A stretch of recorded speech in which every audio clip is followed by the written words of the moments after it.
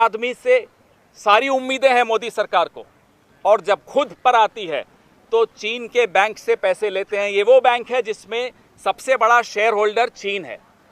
ये इस सरकार का ढोंग आपके सामने है कि किस तरह से आप एक तरफ तो कहते हैं कि हम आर्थिक रूप से भी चीन से रिश्ते समाप्त करना चाहते हैं, ट्रेडर एसोसिएशंस को कहते हैं कि भाई चीन का सामान बॉयकॉट करो। आम आदमी से सारी उम्मीदें हैं मोदी सरकार को, और जब खुद पर आती है तो चीन के बैंक से पैसे लेते हैं। ये वो बैंक है जिसमें सबसे बड़ा शेयर होल्डर चीन है। इस बैंक की स्थापना जनवरी 2016 में हुई थी। AIIB आपने भी सबने रिपोर्ट किया था, बीजिंग में हुई थी। 103 इसमें सदस्य हैं। 26.6% वोटिंग शेयर सबसे ज़्यादा चीन का है। तो जयशंकर जी जब कहते हैं कि बिजनेस एज यूजुअल नहीं हो सकता अब चीन के साथ, हम उनसे ये जानना चाहते हैं क्या आज भी वो इस बात पर अडिग हैं, और अगर वो इस बात पर अडिग हैं तो ये business as usual Modi ji क्यों कर रहे हैं चीन के साथ? क्या दबाव है मोदी जी पर? क्या यही दबाव है जिसके चलते आपने चीन को क्लीन चिट दिया 19 जून को? क्या यही दबाव है जिसके चलते आप चीन के बैंक से पैसे लिए जा रहे हो? क्या यही दबाव है जिसकी वजह से आप PM केयर्स में चीन की कंपनियों से पैसा लेते हो और उजागर भी करना पसंद नहीं करते?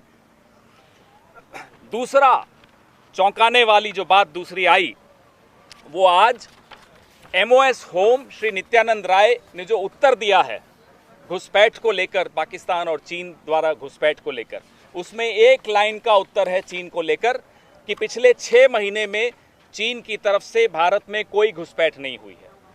इससे ज़्यादा चौंकाने वाली बात मैंने और आप में से किसी ने भी नहीं सुनी होगी। पहले तो प्रधानमंत्री आकर झूठ बोलते हैं, फिर रक्षा मंत्रालय की वेबसाइट जो कि सच निकाल देती है अगस्त की 7 तारीख को, उसको हटा दिया जाता है। उस वेबसाइट में स्पष्ट तौर पे लिखा था कि कहां कहां किन किन पॉइंट्स पर चीन ने घुसपैठ की है। कोई दबाव आया, वेबसाइट से वो उड़ा दिया गया। दबाव प्रधानमंत्री का आया होगा, हम ये मानते हैं। प्रधानमंत्री पर किसका दबाव है हम ये जानना चाहते हैं। ये दो टिप्पणियां हुई, एक तो प्रधानमंत्री की 19 जून की टिप्पणी जिसके बारे में हम बार बार आपके सामने आकर चर्चा करते हैं क्योंकि देश का सवाल है, देश की वीर सेना का सवाल है।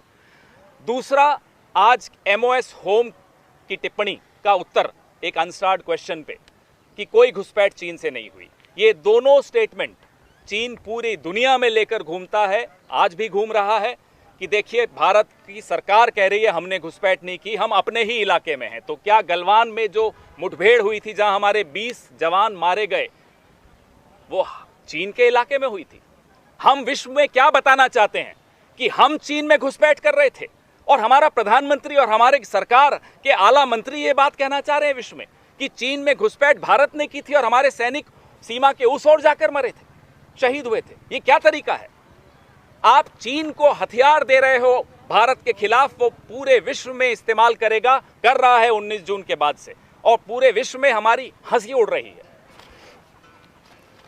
हम बार बार एक प्रश्न पूछते हैं कि क्या अप्रैल 2020 से पहले जहां हमारी सेना, हमारी ITBP पेट्रोलिंग कर रही थी, रक्षा कर रही थी, गश्त लगा रही थी, पहरा दे रही थी, क्या आज भी वो कर पा रही है? वो फिंगर 8 का इलाका हो, पैंगोंग का इलाका हो, तमाम वो इलाके जहां हम अप्रैल 2020 से पहले पेट्रोलिंग करते थे, क्या आज कर पा रहे हैं या नहीं? कल उम्मीद थी कि डिबेट होती जिसमें रक्षा मंत्री इस बात का जवाब देते, लेकिन उन्होंने, हमें अब समझ में आता है कि डिबेट क्यों नहीं करना चाहते, क्योंकि इन तमाम सवालों का नंबर 1 प्रधानमंत्री ने झूठ क्यों बोला 19 जून को, नंबर 2 क्या पेट्रोलिंग हो पा रही है जो अप्रैल 2020 से पहले तक होती थी, नंबर 3 आप क्यों चीन को क्लीन चिट पे क्लीन चिट दिए जा रहे हो?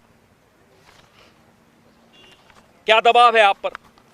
प्रधानमंत्री का एक झूठ छिपाने के लिए पूरी सरकार बार बार आकर झूठ बोलती है, और अगर सरकार का कोई मंत्री सच भी बोलने की कोशिश करता है तो उसको वापस से चुप करा दिया जाता है। आपको याद होगा रक्षा मंत्री ने एक बड़ी ईमानदारी से सटीक तौर पे कहा कि प्रयास जारी हैं, सफल होंगे या नहीं हमें नहीं मालूम। रक्षा मंत्री की कोई मजबूरी रही होगी, he is a respectable man. अगर वो भी दबाव में आकर झूठ बोलने पर मजबूर हो गए हैं तो आप सोचिए दबाव किस पर और कितना गहरा और कितना मजबूत दबाव होगा। सरकार से हम ये उम्मीद करते हैं और मांग करते हैं कि आप स्पष्ट तौर पे बताइए इस देश के एक एक नागरिक को, हम सब जानना चाहते हैं यथास्थिति स्टेटस को एंटी एज ऑन अप्रैल 2020 है या नहीं। एलएसी की डिफरिंग परसेप्शंस, ये शब्द रक्षा मंत्री के थे, इस शब्द ने सबका दिल तोड़ दिया। इस देश के एक एक नागरिक को कल चोट पहुंची है इस शब्द से। There are no differing perceptions of the LAC. The LAC is clearly marked in our military maps. Bharat के सैन्य नक्शे पर एलएसी बहुत अच्छी तरह से रेखांकित है। यह कह देना कि डिफरिंग परसेप्शंस हैं, आप फिर से चीन को मजबूती दे रहे हो, आप फिर से चीन के उस क्लेम को जो वो हमारी सीमा के भीतर आकर करना चाहता है उसको आप लेजिटिमाइज कर रहे हो, आप उसको उसकी रक्षा कर रहे हो, आप चीन को फिर से एक हैंडल दे रहे हो अपने ऊपर। हम ये दो शब्द सुनना चाहते थे सरकार से, लेकिन उसकी बजाय कुछ और ही शब्द निकल कर आ रहे हैं। पहला शब्द स्टेटस को एंटी एज ऑन अप्रैल 2020, यथास्थिति अप्रैल 2020 से पहले तक की। दूसरा बहुत ही सिंपल, एलएसी बड़ा क्लियर है हमारा, हम वहां आज जा पा रहे हैं या नहीं, हमें इनका उत्तर चाहिए।